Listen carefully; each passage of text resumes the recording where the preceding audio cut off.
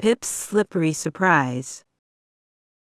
Once upon a time, in a land far away where everything was white with snow, lived a little polar bear named Pip.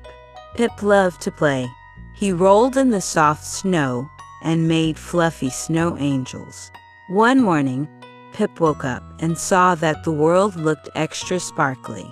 He waddled outside and saw a small puddle near his cozy den. But the puddle wasn't wet and splashy like usual. It was hard and shiny, like glass. "What is this?" Pip wondered.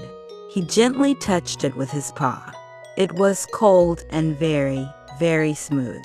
He pushed it a little. Whoosh! His paw slid right across. Pip giggled. He put another paw on the shiny surface. Whoosh! Whoosh!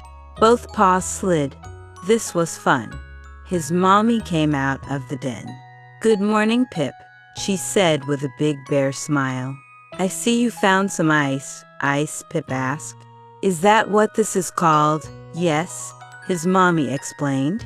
"When the air gets very, very cold, the water turns into hard, slippery ice. It's like magic." Pip was so excited. He took a running start and jumped onto the little patch of ice. Slide! He glided all the way to the other side. He slid back and forth, turning and spinning.